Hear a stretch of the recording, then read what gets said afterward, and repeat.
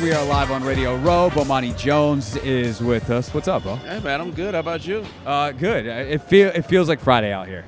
It does. I got to say, you need to feel loved. You walk into Mandalay Bay. I'm here to do this little 15-minute hit. It took me 20 minutes to get down here. It is wild. It is a hike. Everything is a hike inside the buildings of wherever it is that you're going So to. we were here this summer, and luckily we stayed here. So, like, we actually, when someone was like, oh, yeah, down by the Shark Reef, I'm like, oh, I know where that is. Yes. I came this summer to go to the Beyonce concert. And so this is, for people who don't know, the hotel where this is the closest one to the stadium. And so if you're going to go to dinner before you go do something at the stadium, you do it here. That Shark Reef. I was like, oh, I know where that is. Yeah, we were going to some Aces games in the arena there. So, like, it is definitely convenient. They did a good job, but it is kind of weird, especially because it's Friday. But this has happened every day. I don't know what time of the day you've been here. I know you were here around this time yesterday because that's when, by the way, I have a funny story about that in a second.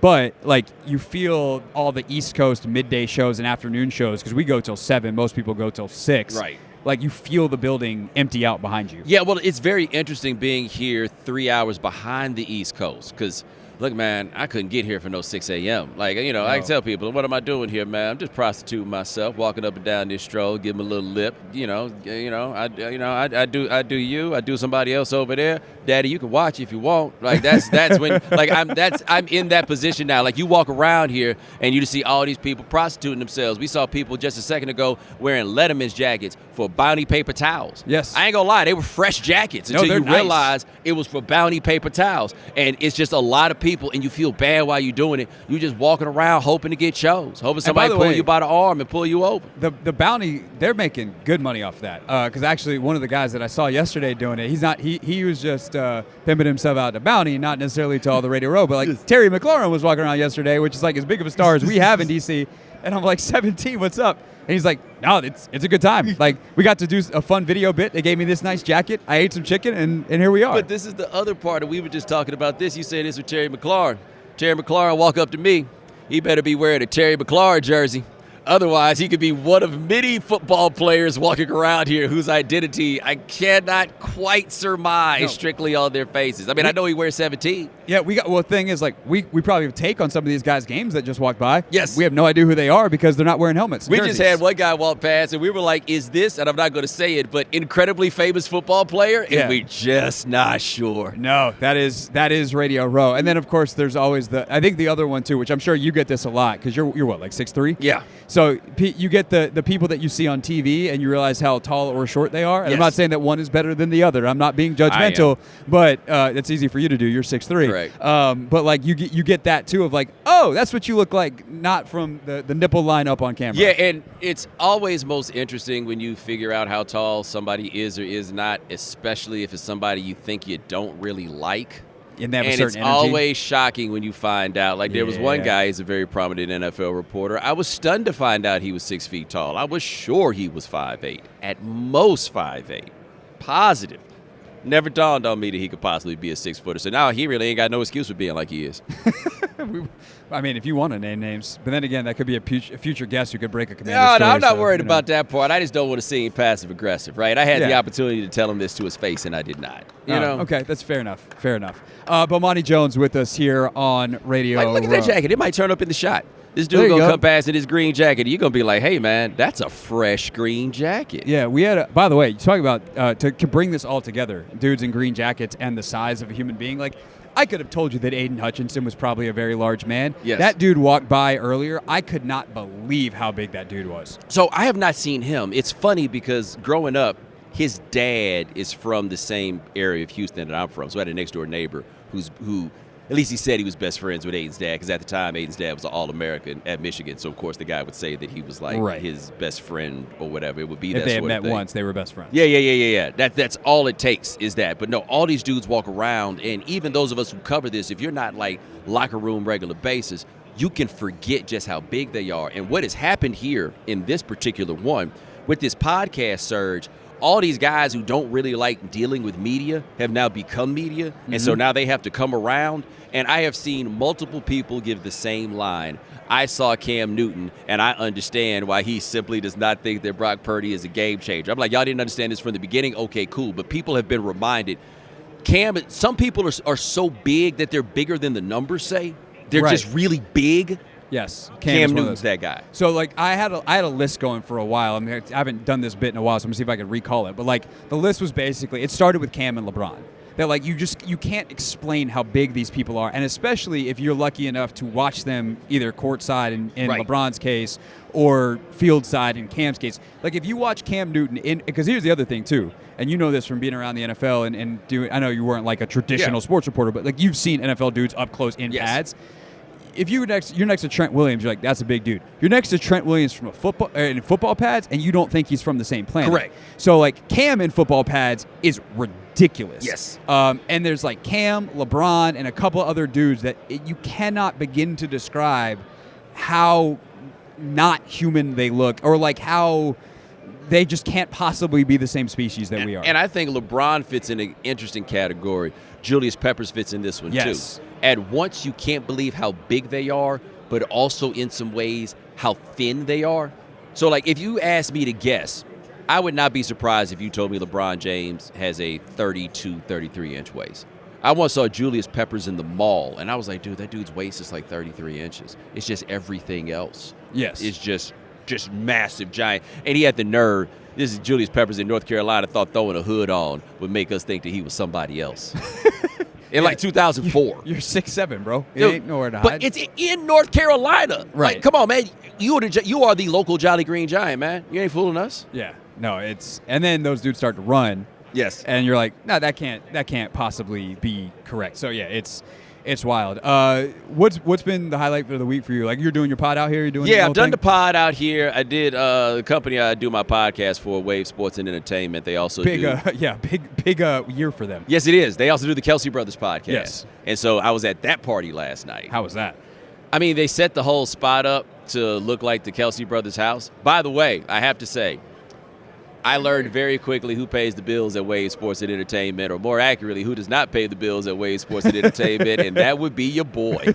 Like, I had been in there, and we were in, like, the space, in the place which is called The Space. Like, that's where we were recording pods out of. They had some studio space in the back, and somebody came and called me at some point and was like, yo, we got to show you something. And I looked on the wall, and they had all these pictures, like AI-generated pictures they had of the Kelsey brothers. They had one of me and Robert Griffin. Griffin also does his podcast for them.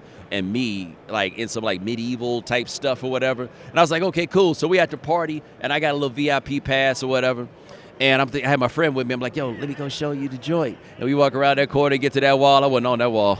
They say I'm back on there right now, but I wasn't on that wall for the Kelsey party. No, sirree, Bob. No. It's a humbler, Jack. It's a humbler. I actually was thinking about this earlier because there was one of the 7 brands that Travis works with, as maybe it's more than that, but like I think it's Experian, the debit card or whatever. You probably have to do ads for them or something. Dude, that's the thing. They buy up all those types of spots. But like someone else was walking around with an Experian shirt, and I'm like, could you imagine if like Travis was walking around Radio Row this week with what's going on? But luckily for him, he made the game. Yes. If he was walking around, it wouldn't be us, like the us who do this all the time. It would be the interlopers, right? Like the people who don't really do this, that, the general audience. That's a lot of this for the Super Bowl is general audience. And he's their guy right now. He is, and he's handling it very well. I agree with that. I have to say that he seems to. I can't think of anybody who's been thrust into this, because I think he's like these guys who have dated Kardashians. They thought they wanted this. They thought they knew what the attention crush was. Nah, player. It's more than you ever imagined. I was talking about this actually with my wife last night. We were talking about their show and kind of the way that their brand has blown up, and obviously it was skyrocketing, and then he started dating Taylor, and then it like added rocket fuel to the rocket ship, and off it went. It is very interesting to me what Jason added to it, right? Yeah. Because to a degree, you can make the argument that Jason Kelsey is, in a way, the Eli Manning, which is to say there is a national fame that Eli Manning has because Peyton Manning is his brother, right? Right. Like that's where he gets that from. But Eli Manning standing on his own, it ain't going to be there. But they have such an opposites thing going, and Jason, like, I met him last night for the first time. He's a really interesting, like, and warm kind of dude to talk to. They set each other off just 100% perfectly. Yeah, it's a great pairing. But I think the thing that, and I'm going to give a compliment to your company here, this is what I was telling my wife last night, is they're so well produced, and not in, like, it's fake, but, like, they have hit let's talk about Taylor and the Swifties, but also like be very, very high level football, but also explain football to people that have never met football. Like the balance that they've achieved, which seems like some kind of circus act with a bunch of spinning plates, 3 or 4 of which are on fire, and their ability to not drop one of them. Yes. Like that is first and foremost a credit to them, but then like very clearly as someone in the business, like I can see where some of the levers are perhaps being pulled where I think they have done that exactly right. And also, do you have a brother? I do not. I have a sister. So I have a brother. My brother's 13 years older than me, so we don't have the typical standard brother relationship thing, but I still have a brother. I know how this works. They had an episode where I forget what Travis said to Jason, but it was so that made Jason so bad that they had to shut down the. Oh, I remember. They had to shut down the recording. But then when they came back, they was wearing different clothes, and I was like, "Oh, damn!" He had to come back the next day. Yeah. I was like, "Oh, they are keeping it extra real on this show." And then the finished product is polished and good and worth listening. Yes. If you had, I don't know how many interviews you've done this week, probably a million, but like what's been your favorite guest, favorite thing you've done this week? You know, I did one, and I forget the name of the organization. I want to get it right, but I think it's Vets for Vote or something like that. Yeah, I saw them. Yeah, and it's an organization that is taking veterans and trying to get them to be poll workers and kind of basically explain the commonality and the idea that, okay, if you went to fight for America's way of life or for freedom or whatever it is, the embodiment of that way of life is the franchise. And so to be involved in the political process is a continuation of whatever your mission was before. It may not be as rock and sock and robots exciting necessarily, but that was a good one I did. I did one with my man Tom Tolbert. Like, I'm seeing all these people who, you know, I call them the "How'd you get my number" crew, right? Like all these people that call me and I do these hits across the country over really now 2 decades, and now I actually get to see them and sit in the same space with them. Like that's for somebody in my line of work. That's part of the fun. No, it's a huge thing this week. You gave me your number, by the way. Yes, I knew that. Yeah, you were not a stranger. Yeah, I knew that was a Twitter DM and my name was attached to it. Yes, so that was nice. I do want to talk substantively about the Leonsis thing in a second. Actually, let's do that now because I forgot the other thing that I was going to say, which is what happens by Friday on Radio Row. Bomani Jones with us here on the Hoffman Show. But, I remember what it was. You talking about kind of that meeting in person. For all the times you've been on the show, yesterday in a commercial break was the first time we met in person. Yes. It was also the first time that my producer has had to bring us out in the nearly 2-year history of the show out of a segment because we were talking and I was like, I got to go. I come back, I put the headset on, and Anthony, who's sitting in our studio back in D.C., is going, "It's the Hoffman Show. You're probably wondering why I am talking right now." It's a rite of passage, man. Yeah. It's a rite of passage for the producer. It wasn't about you. It was about him. It was seeing if he could handle the moment. You gave Anthony his moment. There we go. That's what I do. Yeah, Anthony, you're welcome from Bomani here. But thank you, sir. It's because we were talking about Leonsis moving the Wizards, and there are a million angles to this story, from economics to class and race to all of these different things. And he gave this interview earlier in the week with our buddy Eric Flack at WUSA 9 and had the incredible self-awareness to say, "I am surprised at the outrage that has happened." But you seem to sit, at least fundamentally, at the highest level where I am, where it's like, do whatever you want with the Caps, man. Yeah. Why are you bringing the Wizards out of D.C.? Where do you sit on this, and what angle of this is most interesting All to right, you? so some of you know I grew up an Atlanta Braves fan, and I didn't grow up in Atlanta. I was born in Atlanta. My parents have lived there for a long time, but I have an attachment to Atlanta and an understanding of that place. And considering we're relatively close in age, we also had the great fortune of TBS, which meant Braves games were on everywhere. That is correct. I have a long story about that, but yes, you're 100% correct. So when the Braves moved from Turner Field to whatever the bank is now, Truist, I guess, is the one that has stadium now. They moved from the heart of the city, and to be honest, not the safest place to be in the world. Atlanta has segregation and white flight issues that anytime somebody in Atlanta's not a good sports town, it's like, no, Atlanta's a segregated town with bad public transportation. Those people ain't going down there. I get it. I got it to a degree, though. But they were set up there, and then they ramrodded the stadium into Cobb County, moved it out, all of this stuff. It was ugly. I didn't like it. But I did at least understand the argument that the fan base that you're talking about would probably get there more easily, be more willing to go there. The Braves can't fight that. Like, I get all of that. Got you. So if you want to move the hockey team to Northern Virginia, if I had to guess, that's where the fans are. A great example of that is in Miami, where they moved the hockey team out of Dade County, which is very, very Espanol, right? And they moved it to Broward, which is very, very English-speaking, and it made more sense for the team to be out there. I get that with the hockey team. it don't make the same sense with the basketball team, because it's not, to me at least, it's not just that we associate basketball with DC in the way, and we're talking about high school basketball, college basketball. Right. Even if you move this out to Maryland, right? So when they were in Landover, it made sense for them to be there. It would make sense to be in Silver Spring. It would make sense to be in Bethesda. It would make sense to be in any of those Maryland sorts of areas for a basketball team. You guys can tell me if I'm wrong here, but that ain't Northern Virginia by any standard that I've had. I've never thought of Northern Virginia being that way. So to leave out of an arena that you own in a part of town that you guys basically took on the impetus of rebuilding and building up around this basketball team, and then moving out there, hey, man, you're not going to get no new fans there. It's, who knows? Maybe if you win 50 games for the first time in my life, I'm 43 years old, then, hey, maybe they'll show up. But anybody with a brain can understand you can't sell this, homie. This ain't it. Yeah, no, it's crazy. And I think the other thing that just bothers me on such a fundamental level is they make such a baseline economic argument, which I don't even know if is true. They clearly have done the math in a way that says, oh, yeah, look at all this, everything. And part of that argument is we're still going to sell out, or we're still going to have the same number. We might even have more fans. But what they ignore is who the fans are. Yes. And it's like you've had a core group of people who have held your sorry franchise up that has not won 50 games since 1979, has not made the the conference finals since basically as long. Yes. And now you're just going to abandon them so that someone else can go to the games?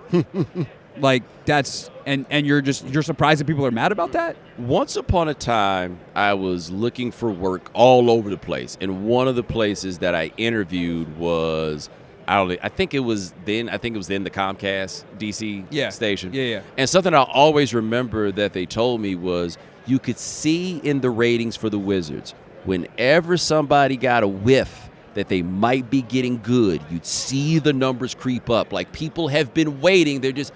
They rightly are asking, just be good. Just give us something to do, and they'd go there. Hell, did Gilbert's pod not too long ago. When Gilbert was there and it was fun, people were interested. If you just give them something, they'll do it. And so it will be absolutely terrible if they finally get there and you moved out here for these people. And I think for people, I guess I'm doing local radio, so I don't need to explain this, but for people who are not from that area, I don't think they understand the clear delineation between Northern Virginia, the district, and then when you get to PG and Montgomery County. But even to me, and maybe it's just the way my brain works, I think of the district and those two counties in Maryland as being much more together and similar than I think of Northern Virginia. Yeah, no, I think that's fair. I think the Montgomery County shifted a bit. There's still a lot of money in PG County, but like the lines I would say are much less blurry, and they're much more clear on the Virginians. I say that as someone who lived in suburban Northern Virginia for a while and quite enjoyed it. And if I had to pick somewhere to live that wasn't in the district where I live right now, I'd move back out there. Yes. I like the space as opposed to if I'm going to live in the city,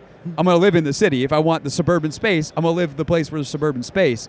But I also realize that like the reason the suburbs exist is because they are ancillary parts or auxiliary parts, I should say, of the city, and the city's the thing at the center. Bomani Jones, the Right Time podcast, available wherever you get your pods. Appreciate your time, man. Great to finally yap in person. Likewise. And by the way, the best part of this, you guys can't tell this, Kevin Harlan is right over there. Oh, right? He's coming next. I got these headphones on. I can still hear Kevin Harlan.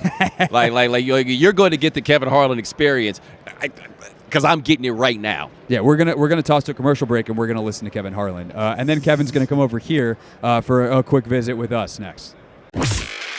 Hey, this is DA, and you're listening to The Hoffman Show on the Team 980 and the Odyssey app.